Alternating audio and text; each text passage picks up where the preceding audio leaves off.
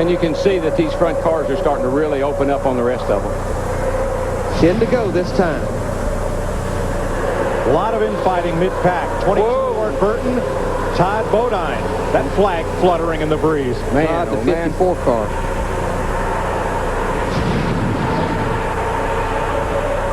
Steve Burns on the second-place car. Hey, Mike, keep an eye on Kurt Busch. He just told crew chief Jimmy Fennick, I said, I'm in a good position. Here we go, boys. He is in a good position. You know why? Because he's got his buddy behind him. Dale Jr., see Dale Jr. signaling there? All right, guys, it's 10 to go. Let's line up here, and let's play a little cat and mouse right now. Let's don't show anybody what we got. Got old veteran there, Rusty, back here with him, and I tell you, don't count Russell out. He could go, too. You know what your cat would look like if you ran him at 185 miles an hour?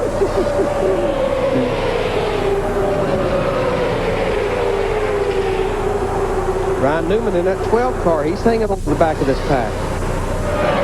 And if you think back to the Daytona 500 last year, 97 was up there, 12 was up there. These same guys, the more things change. Rusty was up there. This stays the same. And Darrell, I just don't think they can wait to that last lap to make their move. I would never. That makes me so mad when guys think they can do it on the last lap. You got to do it 2 or 3 laps to go. Mix it up. What you want to do is take them by surprise. You want to take that guy in front by surprise. He's going to sit there and say, well, they're going to wait till the last lap. No, don't wait. Matt Kenseth, winningest driver of the season last year, trying to slice his way through that second pack. Well, a tough order. Yeah, and Tony Stewart broke out of that pack, but he needs somebody to help him push him up to that to the back of the front group. Yeah, he's there by himself, and those front 6 are just pulling further and further away from him. That's called watching the money disappear out the windshield as those 6 cars up front continue to pull away. They're getting smaller and smaller. And here's why.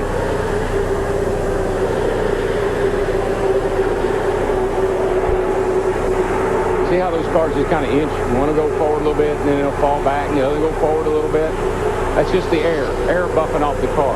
And Jimmy Johnson, of course, in the 48 car, Darrell, you talked about it. He has those 4 fresh tires. He just don't have enough laps. Man, if he had enough time, he'd be the man. Because he has come from out of the draft, caught these guys here. He can get through here. Don't count him out. When Dale Jr. zigs, the car right behind him there, Rusty Wallace, zags. They don't appear to be helping each other. Well, they're not doing it in sequence. I mean, they're doing it accidentally. Whoa, look out, Kurt Busch. Kurt Busch does not want to get out behind Jeff Gordon. Dale Jr. just went to the outside and got no help. And he's going to force his way in. No, I think. Whoa, not that time. He stayed down with the 97, still there inside. He's going to get kicked back. Do you hear his spotter, Ty Norris, Rusty Wallace on the inside? He's going to get kicked back to 4. Yeah, he is, and he better. Well, here comes help. Don't let those schoolboy looks of Kurt Busch fool you. He is one mean race driver when the big money's on the line. And how about Tony Stewart in that 20 car? We talked about him having no help. He got to that pack without any help. He's coming. He's coming. And Junior in the number 8 may be hung on the outside without hope of getting back to the front. Does this make y'all nervous? I mean, is anybody's heart beating as fast as mine?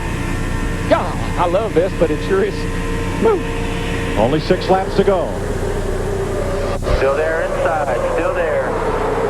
Still there. Dale Jr.'s hanging on that outside of Rusty. He needs help, though. Well, he's got help now. Ryan Newman in the 12. Still inside. Be 5 to go when you get around here. How did that pack get accordion back together? Because they've been up there racing, slicing, and dicing. It didn't take them about a half a lap to get there. When Dale Jr. got hung on the outside, that pulled him up there. When he got forced to the outside, he's got a fast car, and that pulled those guys up there. Now he needs somebody to push him. Jeff Gordon has made his Chevrolet really wide to keep Kurt Busch in second place. Here comes Junior. He did get back to the front. Well, Jeff Gordon, Darrell, he has to protect the inside, but he don't need somebody giving Dale Jr. help like Ryan Newman's giving right now on the outside. The thing I see Dale Jr.'s car do is it's fast through the turn. Some of these, see how he goes through the, watch him go in there. Wow. Everybody else seems to slow down, and he just seems to be able to accelerate right on down in there. Some of the cars seem to be a little faster on the straightaway than he is, but man, is he good through the turn. And listen to the crowd. They love it. And look how much distance he's put on those guys. 3 car lengths here. 4 laps to go. 4 laps to go, and it's getting UGLY behind him. That's incredible. As equal as these cars are and should be, that one car can power around on the outside and jump to a 3-car lead. Well, we've seen him do it. We saw him do it here. We've seen him do it at Talladega. It's like, if you want to win this race, you need to work with me. And I know somebody else that had that same attitude.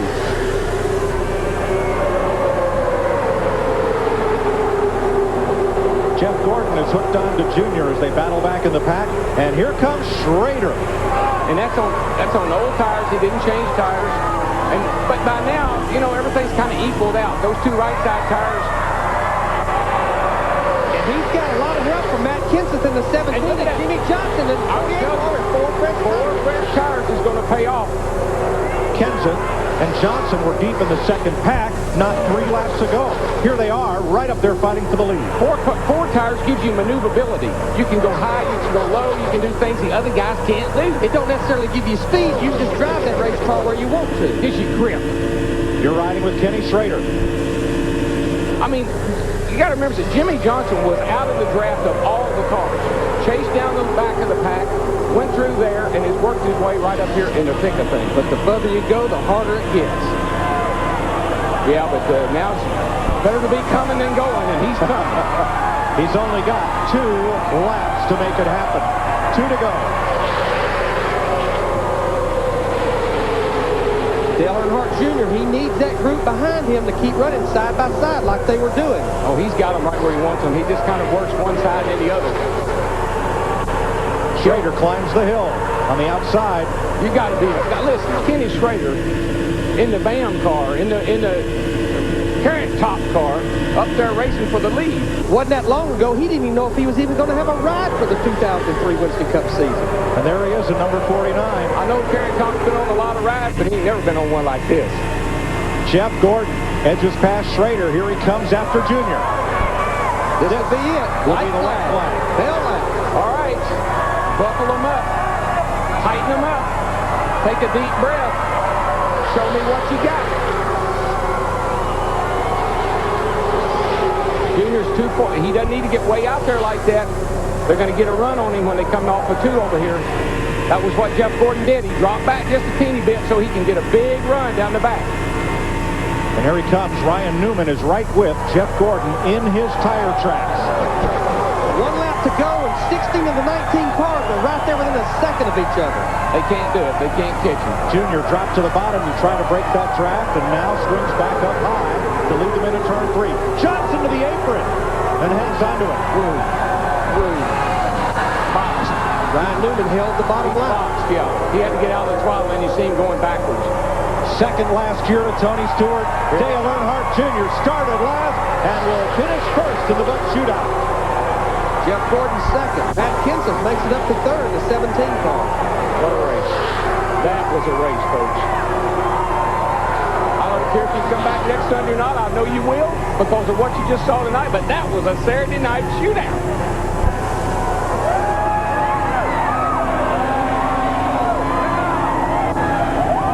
Jeff Gordon ran second. I think he acknowledged he got beat by the best race car here. And you know what I love about this race?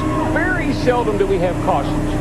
19 guys can get out there and run that way and not and they bang into each other, turn each other sideways, but they make it to the finish without a caution. Maybe it's because they're in this race. Maybe they're the 19 best drivers in this sport. I don't know. The 15 pole position winners of 2002 and 4 past champions of this race were in this field, and that amounts pretty much to the best of the best. By winning this race, this guarantees Dale Earnhardt Jr. a start in all the future Bud Shootouts. Yep. It's a big deal. At his age, he'll be in this sucker from now on. Wheel marks on the right side, result of casual contact. That's the way it's supposed to be. When they're on the right side, that means you're passing people. When they're on the left side, that means somebody's passing you.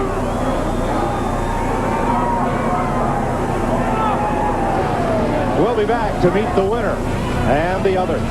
You're watching NASCAR on Fox.